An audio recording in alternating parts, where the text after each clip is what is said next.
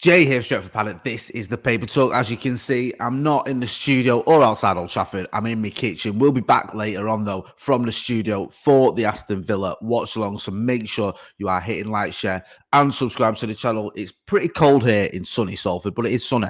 So you might want to take your parker out if you're going out, and also some sunglasses. Loads of stories to get through. We'll crack on. The big story that broke yesterday. Oh, by the way, Merry Christmas, everyone. I know it's Boxing Day. Do we still say Merry Christmas after Christmas? I think we do. Belated Merry Christmas. I hope you had a good one. If you did anything like me, then you didn't move from the couch and you ate everything you could eat in sight. Also, as well, before I forget, we are in Dublin on the 28th, the day after tomorrow. We are going to be in Dublin. If you are in Dublin, come over and see us. It's going to be me, Steve, Macca, Joe, and Wes Brown, the hardest man in all the town. He's going to be there as well. We're doing a live event. We did one last year. There's still a few tickets available. There's a link in the description.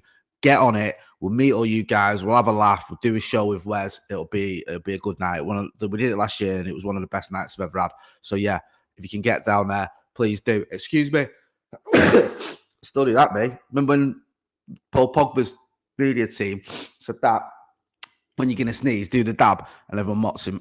Years later, as a 43-year-old man, I'm still doing it. Anyway, loads of United stories to get through. There's this story that broke, I think it was yesterday, that was doing the rounds, from Charlotte Dunker in the Times about John Murtough will leave his post following the arrival of Sir Jim Ratcliffe. It looks like Sir Jim Ratcliffe will be getting rid of John Murtough. So a lot of people were sort of commenting on that and chuffed about that, because I think Murtough has become a sort of, not a hated figure, I think that's a bit strong, but someone who is looked down upon by a lot of Manchester United fans. There was an article the other day in The Athletic where it was talking about John Murtough and his involvement in the club and how he came in with David Moyes and how he had an argument with Sir Alex Ferguson when Jude Bellingham was being showed around, and he was chatting to Fergie, Jude Bellingham, and his family, and John Murtough sort of dragged them away to go and show them the rest of the training facilities. There's also this story in that article about him, John Murtough, and Nicky Butt having a row as well. And it just seems like John Murtough, for me, he's sort of become synonymous with a lot of what's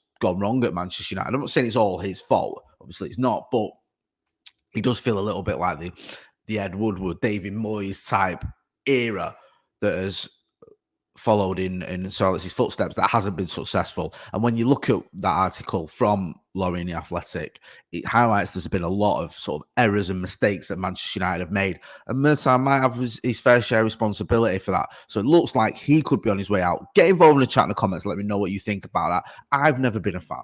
And I always think with someone like John Murtough, it's difficult to know exactly what he does, exactly how much he's involved, because it's a bit like the coaches. People say, oh, Kieran McKenna, Michael Carrick, they weren't good coaches. And especially in the case of McKenna, it seems that he's a very, very talented coach. And you think, well, how do you know? How do you know what is going on in the coaching sessions unless you're there? So when the team aren't succeeding, with a coach, it's difficult to say whether he's responsible for that or not. A manager, you can say, yeah, he has to take his fair share of the blame or the credit if they're doing well. So, yeah, with Murtough, you don't know exactly, but we've heard so many different reports and stories, and you can see that the club's not been a success for the last 10 years, and he's been part of the club for the last 10 years and had a prominent role. Then you have to make an assumption, and I know there's that old saying about assumptions, but you have to make an educated guess, shall we say then, that he has been heavily involved at a time when we haven't been winning anywhere near the amount of trophies we should have been. And I do know a couple of people, and one person in particular who's worked with John Murtough, who didn't speak too highly of him. So I've never been a massive fan. You may be different. You may think differently. We'll have to wait and see what goes on with that, though. But there's been a few names already that have been linked, not just with Murtaugh's role, but with Manchester United. We know, obviously, I'm sure you're all aware, that Sir Jim Ratcliffe has now had his 25% takeover, whatever you want to call it, confirmed. I think it's still got to be ratified, but the club have announced that. So we'll have to wait and see who he brings in. He's got to have his own ideas, and there's going to be a lot of names linked with various positions at Manchester United. One of those roles is I think it's Julian Ward, according to, this is from the Telegraph, I think, and they're saying that the Merseyside club, Liverpool, former Liverpool chief, is in the running for United role. Julian Ward could be a target for Ineos as they search for a new sporting director. Now you might go, well, do we really want people that have worked with Liverpool? Well, Liverpool have kind of done okay recently, haven't they? It pains me to say. I know they've only won one title in 30 odd years, but that title did happen relatively recently. They have obviously won the Champions League. They've been to 2 Champions League finals. I don't need to start listing Liverpool's achievements because it'll make us all a bit depressed. But you can understand why they might look and go, well, they've done all right, Liverpool. You know, who's helps them out there? Who can we get in who seems to know about football? Because as I've mentioned a million times on this channel, one of the big problems with Manchester United is we've had non-footballing people in charge of footballing decisions, and it's not really worked out well for us, has it? So hopefully we can get the right people in. That will make or help make us a success. Another story that is doing the rounds is this one about Sir Jim Ratcliffe being urged to demolish Old Trafford. Now, you go, whenever I see a story that says urged, I always take it with a pinch of salt because it's usually like United are urged to sell striker or Eric Ten Hag is urged to drop underperforming player, and you look at who's doing the urging and it'll be some whopper sat on Talk Sport or something.